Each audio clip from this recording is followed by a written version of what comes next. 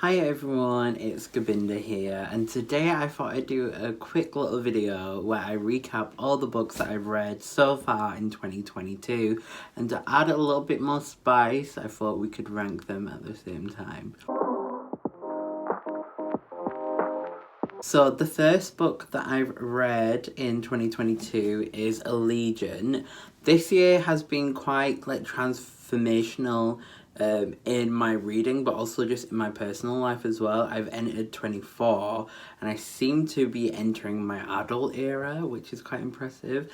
But with reading, I have been kind of moving from my old reading habits and my old reading tastes, which are like YA, into more like adult ventures.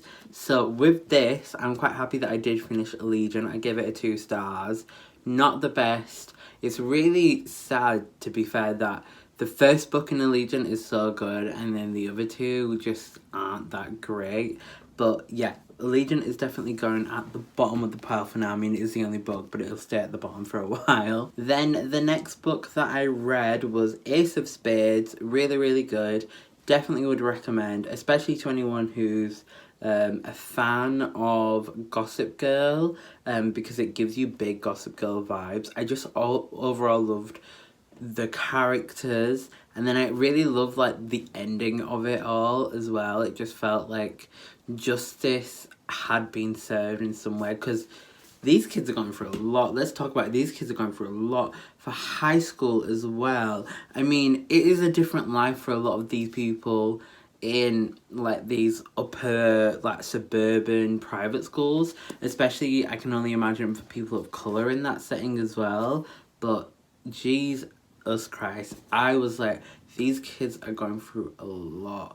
Anyway, Ace of Spades is at the top there. So continuing on from what I was saying about finishing series that I kind of read when I was younger, but also going away from reading YA books, I finished the Percy Jackson series this year. So this was good. This was a good ending. I gave it a 3 stars. By the way, I gave Ace of Spades 4.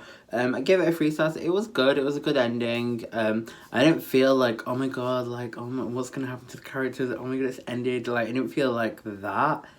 But overall, it was nice. It was a cute ending. So this is going in between Ace of Spades and Allegiant. So the next book I actually don't have physically. I read it on Audible. It's actually a book that was recommended to me. So in my work life, I kind of hit this point where I needed to negotiate and find my value within my job, which in a lot of my life so far, I've really undervalued myself, but particularly when it's come to work. I mean, really in the last 3 years after university, I've worked as like a full-time professional, and in my job role at the moment, I put my heart and soul into it.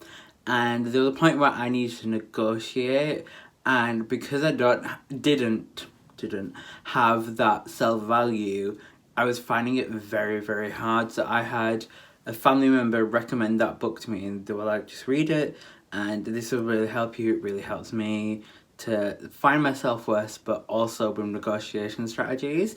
So it really did help. I really did like the book, but it also, more for me, it was a piece around finding myself and finding my self-worth more than the actual techniques that were in the job. Even though I do remember some of the techniques now, like it's easier for someone to say no than yes. So I work in sales, so I really only learned the importance of language that you use in everyday life, but also in sales, when I was in my first job role.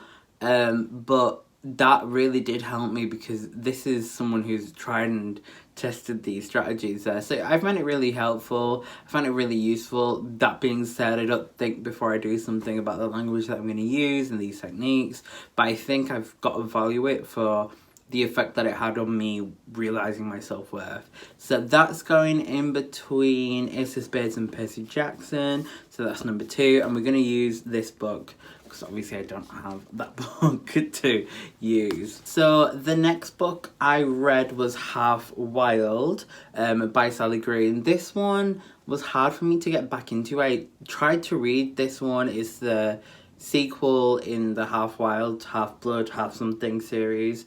And I tried to read it for a couple of years and I never really could get into it, and I thought maybe it's a seasonal thing or maybe it's I'm just not feeling it kind of thing. But I picked it up this year, I read it. It was kind of hard going back into it.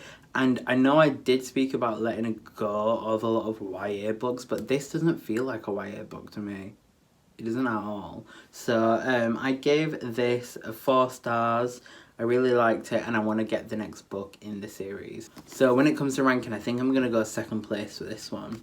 Actually, I take that back. I'm going to go 3rd place just because in a way I just feel like I don't really remember it. Like, it didn't leave a significant impact on me. You guys know I always go into my books unaware of much detail on the books, and this was definitely the case with my next book, The Raven Boys. I had no idea what the plot was about. But I'm a big Books with Lala fan. I used to watch her videos all the time. You guys don't understand. And she talked about this quite a bit. But I picked this up and I read it and I was literally like, this plot is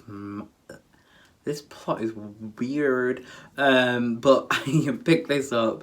I really enjoyed it. I really like the characters as well. I like the main character, which is a theme with my reading this year. I'm not liking characters, which I think maybe some of these characters are a bit young for me. I don't know.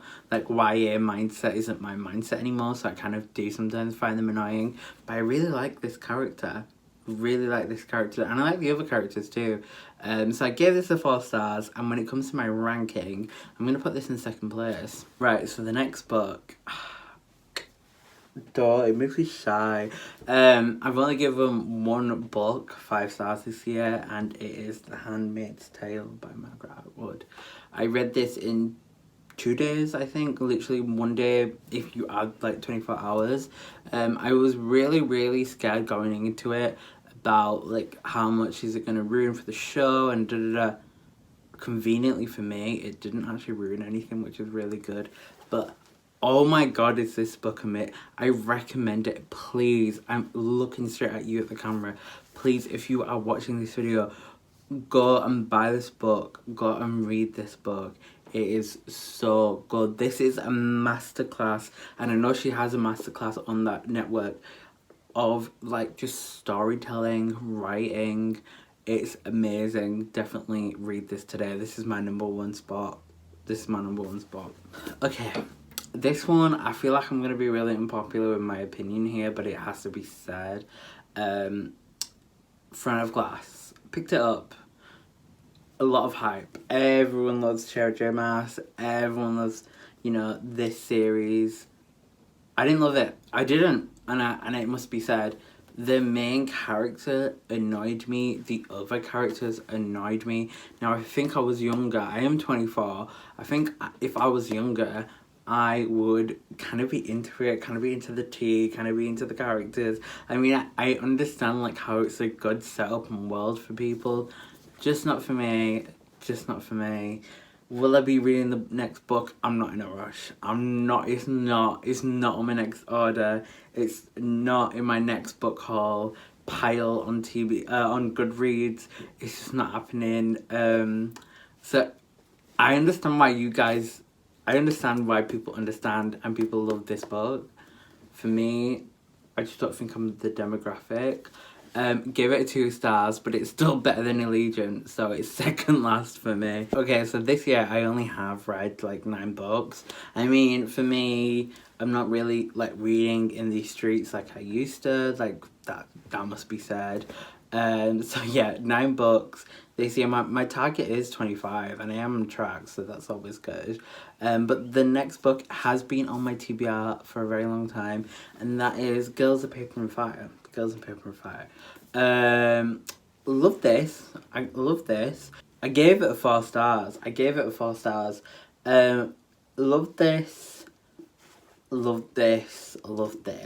But the reason why I'm having a really hard time is I found the ending kind of anticlimactic, if it can be said, and it must be said. I mean, the whole like climax of it is great, but at the end there was a bit and I was kind of like, I feel like I feel like what might have happened here, and I know this might be unpopular, is that it had a really clean and tidy ending, but then you need to lead it to a sequel somehow.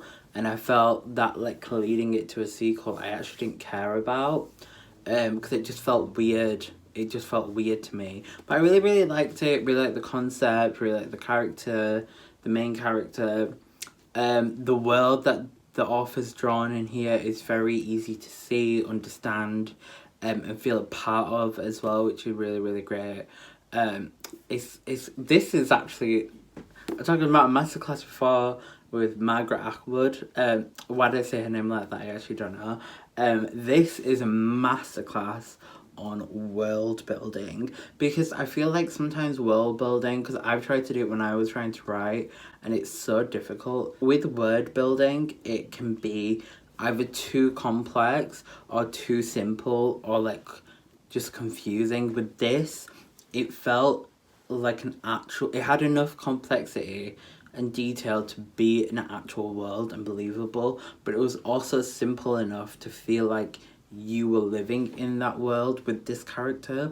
So I mean, this was great. With it though, I what do I do? Because I feel like I'm looking at the books over here, and I've got Handmaid's Tale, which belongs there. Ace of Spades, which I think is going to be a number 2. I think it will be.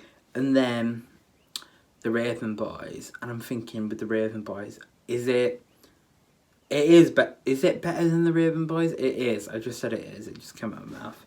So, is it better than The Raven Boys? It is. I'm just like visualizing it. Is it? Yes, it is. So this is number 3? Number 3. Or is it number 2? So it's hard to know. This isn't a fair test because I just finished this, so it's fresh in my memory.